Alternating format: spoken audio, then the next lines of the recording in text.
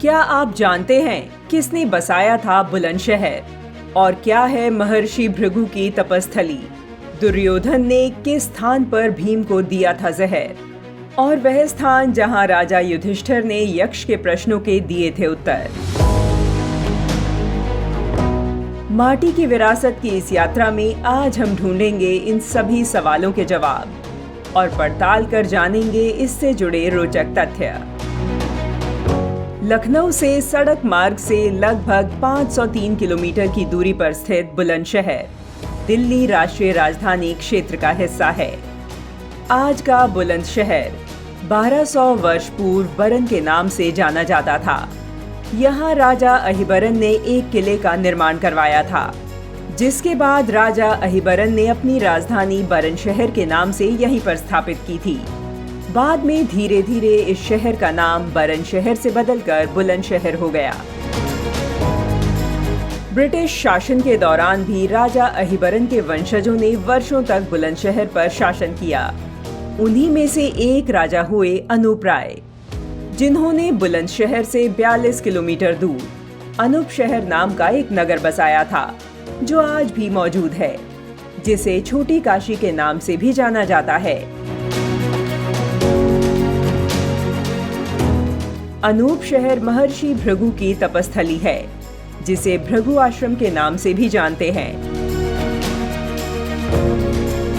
पौराणिक तथ्यों के अनुसार महाभारत का युद्ध शुरू होने से पहले भगवान श्री कृष्ण के बड़े भाई बलराम तीर्थ यात्रा के लिए चले गए थे। इस यात्रा के दौरान बलराम इस क्षेत्र में आए और यहाँ तपस्या की थी। इसके चलते इसको बलभद्र नगर कहा जाता था। इसके साक्ष्य के रूप में अनूप शहर से कुछ ही दूरी पर स्थित आहार गांव में पुरातत्व विभाग के द्वारा की गई खुदाई के दौरान महाभारत कालीन कई प्रकार के अवशेष भी मिले हैं।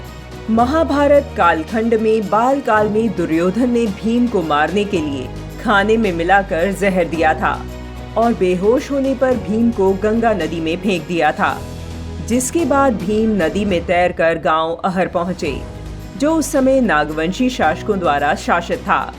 नागवंशी शासकों ने भीम को बचाया और उसे ठीक कर हस्तिनापुर के लिए वापस भेजा था। अहर गंगा नदी के तट पर स्थित है और भगवान शिव और देवी अवंतिका के प्राचीन मंदिरों के लिए भी जाना जाता है।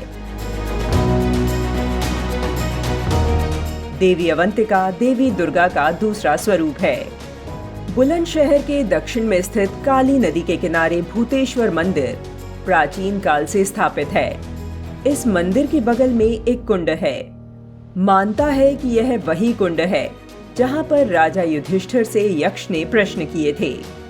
स्वतंत्रता संग्राम की बात करें तो बुलंदशहर के कई स्वतंत्रता सेनानियों ने अंग्रेजों के खिलाफ लड़ाई लड़ी।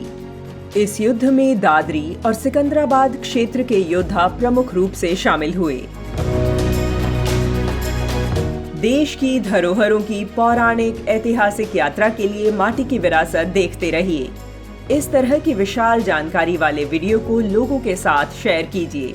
हमारे चैनल को सब्सक्राइब और लाइक कीजिए।